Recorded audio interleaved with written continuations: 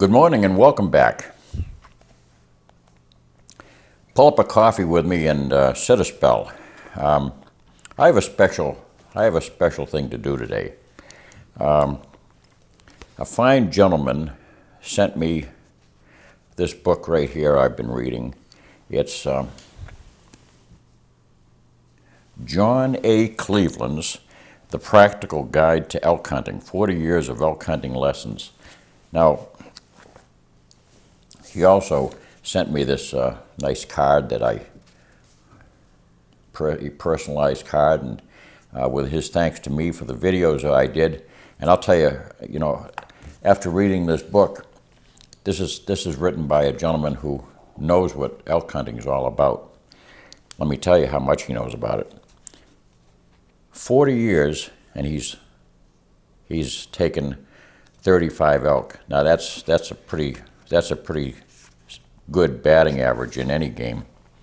And he's done it in some of the toughest country. We're talking about, the Colorado Rockies, hunting the mountaintop regions.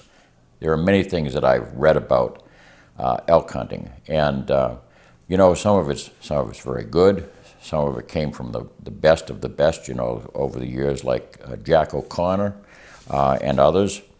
And some of it, is driven by commerce. It's driven by ammo manufacturers. Somebody's taking a new caliber out and they're taking it out west to shoot.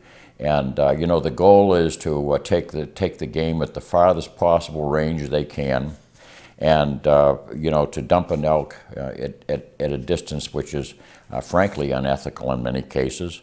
But it's a lot of it is propaganda. John Cleveland's not writing propaganda here. He's writing from the heart. He's writing about what he knows from doing it himself. And this is homegrown. I mean, he learned this stuff by his own grit. He talks about how he learned from his mistakes. There's no better way to learn than from the school of hard knocks, and John speaks about that. And he's, anybody who's willing to talk about, the difficulties they've had as well as the successes they've had. That's an honest individual that you can take to the bank. So, this book came out in 2019. It's available on Amazon. And I'm sure it's available elsewhere. You can probably get it from Lodgepole Books as the publisher. Let me review a little bit about what he just talked about the chapters. It's not a difficult read. This is fun reading. Chapter 1: Finding a Place to Hunt. And he talks about not how to find his place to hunt, but in general, what to look for, what it is that you're seeking, and knowing your quarry. Those two elements go right together, hand in glove, because if you don't know how elk live, you're not going to find them. If you don't know how they move about during the day and how they come back in the morning and where they retreat toward the afternoon, you're not going to find them. And John explains how that's done by using the up and down drafts along slopes and things like that. Elk hunting gear and getting equipped. This is spot on, I can tell you. Some of the most disastrous things that I've seen on, when I've been at camps where there've been other hunters that have shown up from any place in America, and they're loaded down with 2 or 3 duffel bags full of stuff, and quite a lot of it they're told by the guide to leave it behind because it is of no value. They buy it because they rummage through the Cabela's book or the Bass Pro book or some other catalog, or they wander up and down the aisles of stores, and they buy stuff that is really absolutely useless and has no value whatsoever except to encumber somebody on a hunt and to weight them down.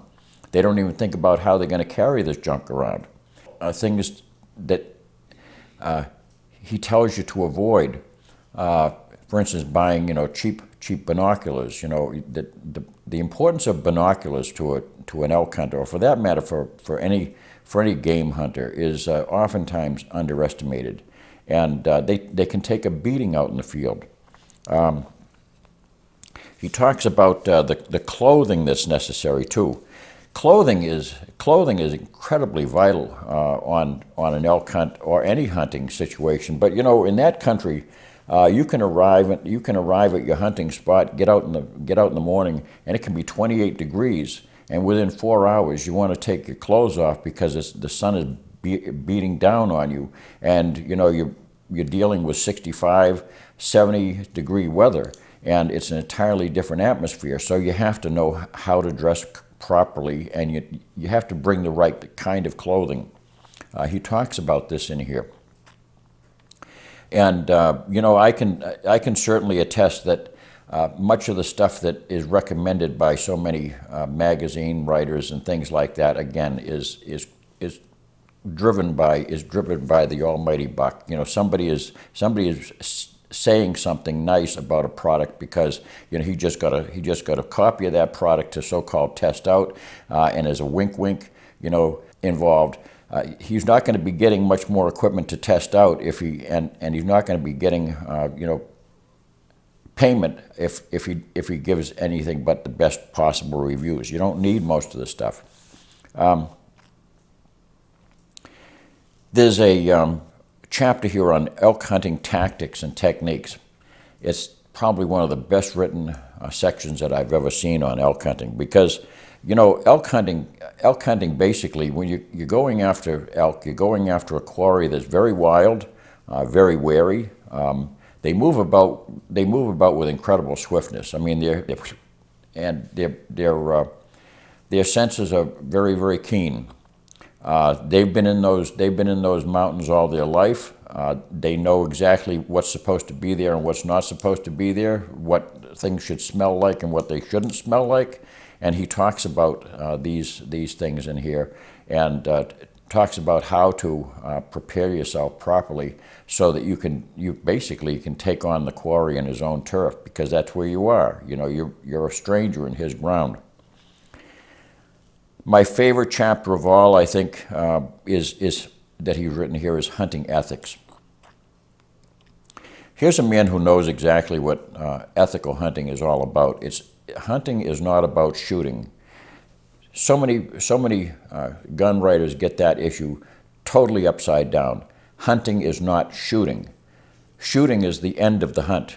That's what terminates the hunt. That's what brings the hunt to an end. But shooting is not the goal. Hunting is the goal. Hunting your quarry is the goal. And the goal should be properly oriented. And it should not be that you have to shoot your elk at the longest possible distance. As a matter of fact, that's entirely wrong. Your goal, if you're a good hunter, is to bring yourself as close as you can to your quarry and to take it with a clean shot. Elk are a magnificent animal that deserve to be taken humanely, and they don't deserve to be wasted. As he attests here, countless elk every year are wasted by slob hunters who take pot shots at game that they are not equipped to take shots at. They don't have that skill. They don't have that training. I have found personally that there's an ironic difference between a good shooter and a person who is unpracticed and doesn't know how to shoot. And the person who is very skilled is very frequently the person who will get as close as he possibly can, because he's not interested in shooting as far as he can. He can do that. That's no problem at all. He wants to be able to get in close where he can see his quarry, where he can smell his quarry, where he maybe count the points on his rack if he's so inclined. But he wants to be able to get in close and know that he can precisely wend his shot right through the lungs and heart. He's not looking to lob a long-range shot hoping that it's going to hit the target. That's not his goal. A good shot is a person who's also an ethical shot, and John talks about that in here. And he talks so much from personal experience. Everything in here is driven by personal experience and what he's done. 35 elk in 40 years, and as he states, most of those elk were taken within 50 yards. Listen to me. Most of those elk were taken, he says, virtually all of them were taken within 50 yards.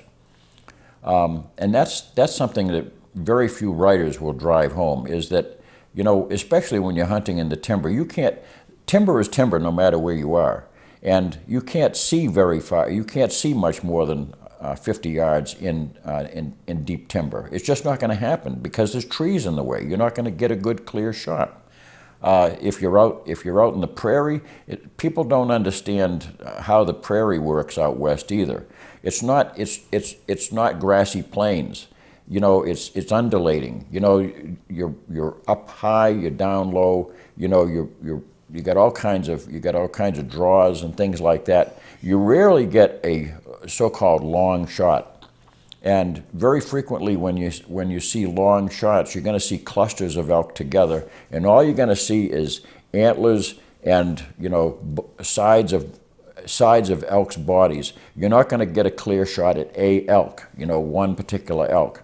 So I think very often that's entirely misunderstood by people who start out from the East Coast and get on a plane, and they got their .338 Winchester Magnum or bigger, you know, and their hope is that they're going to be able to take a shot at 500 or 600 yards because some bonehead in a video suggests that that's what you should do.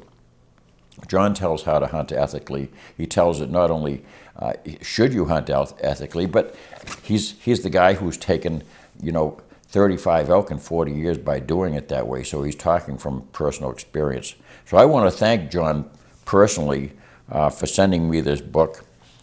We've had a chance to write back and forth a couple of times via email, and had a lot of fun doing it, sharing stories and stuff. And I hope to do more of it. I haven't met John yet, but I think we've become pretty good friends. Thank you, John, for sending me this, and I appreciate the lessons that I've learned from it. You know, I'm probably beyond my elk hunting years. You know, what my days of putting on my danners and traipsing around on mountainsides is probably closing in on me. But nevertheless, you never know. I might take it up sometime, and I might go back out there. But thank you, John, again. And thank you for watching. Don't forget to subscribe, and God bless. And by the way, Benny's just doing awesome. He's Benny, you want to come say hi? Benny, here.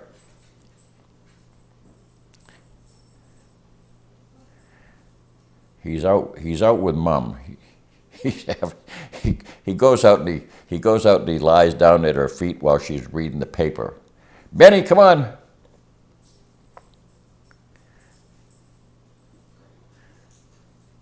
Oh, he had to get his cookie. Here he is. Yeah. Oh, yeah, he's got his cookie. Well, you can't see him, but take my word for it, he's here. He's happy. So, thanks for watching. See you the next time.